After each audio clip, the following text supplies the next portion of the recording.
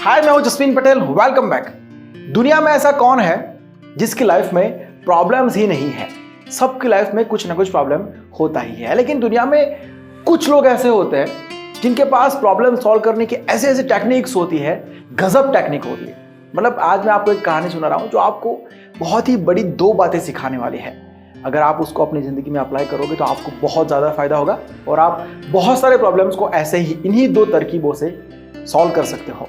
तो शुरू करते हैं फिर आज की कहानी। एक भाई थे, उनके पास 3 कुत्ते थे, बड़े जंगली कुत्ते थे और बिल्कुल ही ट्रेन वेन नहीं किया था और खुला रखते थे। प्रॉब्लम ये था, ये गांव का किस्सा है और उनके बाजू में ही एक भाई रहते थे जिनको बिल्लियाँ पालना शौक था। बिल्लियाँ मतलब छोटे छोटे बच्चे जो होते बिल्लियों के, वो पालते थे। तो उनके घर में 8 से 10 ऐसे छोटे छोटे बच्चे थे बिल्लियों के।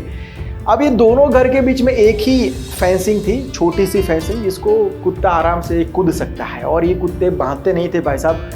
तो कई बार ऐसा होता था कि वो कुत्ते कूद कर इस तरफ आ जाते थे, बिल्लियों को नुकसान पहुंचाते थे, नोच डालते थे। बहुत प्रॉब्लम हो गई, पहले भी बहुत बार हुआ है। बहुत बार उन्होंने भी बोला कि आपके कुत्तों को बांध के रखो ये वो, लेकिन वो भाई भी कुत्ते जैसे ही थे, उनको भी समझ में नहीं आता था कि कोई परेशान हो रहा है हमारी चक्कर में। तो कभी उन्होंने इस मामले में कुछ नहीं किया। लेकिन एक बार फिर से ऐसा हुआ कि वो दोनों कुत्ते कूद के इस तरफ आ गए और उनकी 3 बिल्लियों के बच्चों को मार दिया। तो ये बिल्लियों वाले जो भाई साहब थे वो बड़े गुस्सा हो गए, बोले कि अब तो मेरे को ये समझाने से हो नहीं रहा है, तो मुझे अब ऑफिशियली कुछ करना पड़ेगा। तो उनका एक दोस्त था जो जज था, तो वो उनके पास गए, कहा कि यार बड़ा ही बदतमीज इंसान मेरे पास में रहता है और परमानेंट है वो भी, मैं भी परमानेंट हूँ, हम दोनों का अपना अपना घर है, अब ज़िंदगी भर मैं इसको कैसे झेलूंगा। बस यार एक अच्छा सा वकील बता दो मुझे, बस केस कर देना उसके ऊपर, कुछ भी हो जाए मैं नहीं सहन करूँगा, बहुत ज़्यादा हो गया, उसको समझ में नहीं आ रहा है प्यार से। तो जज ने कहा कि ठीक है, मैं एक बहुत अच्छा वकील तुझे बताऊँगा, लेकिन एक बात का ध्यान रखना भाई, तू दोस्त है इसलिए बता रहा हूँ कि जैसे तू केस करेगा तेरी लाइफ में एक अच्छा पड़ोसी जो होगा वो माइनस हो जाएगा और एक दुश्मन, परमानेंट दुश्मन ऐड हो जाएगा।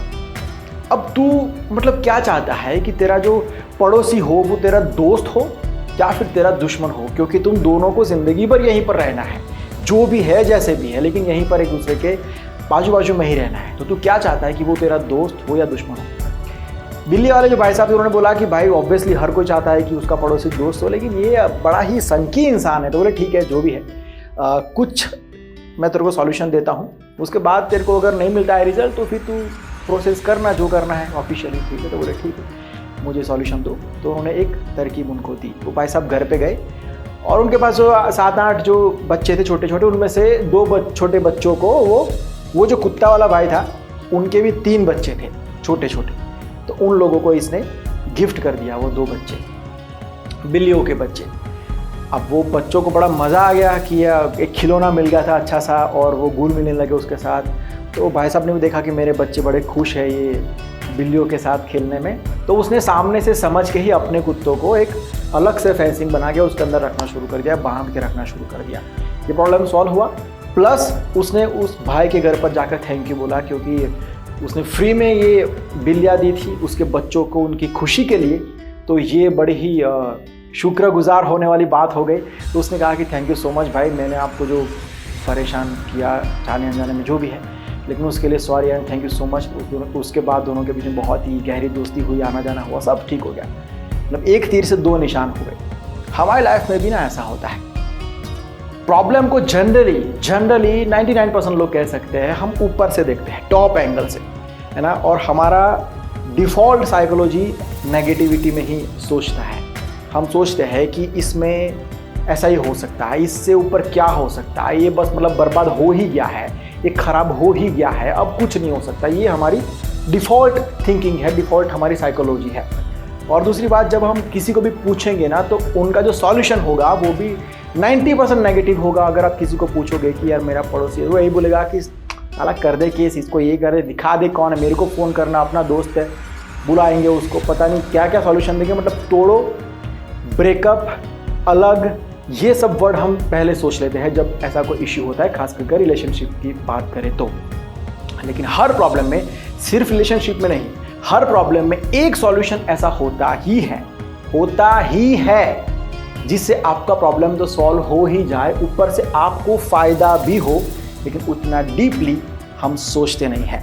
और दूसरी सीख ये है इस कहानी की कि जितना भी हम गुस्सा, नेगेटिविटी, ताकत, इन सब टूल्स का यूज़ करके नहीं जीत सकते हैं दुनिया में, कोई भी चीज़ हो, उससे ज़्यादा हम प्यार से जीत सकते हैं। बहुत ही बड़ी ताकत है जो प्यार की ताकत है, काइंडनेस की ताकत है, लेकिन हम उसके ऊपर बहुत ही कम भरोसा करते हैं।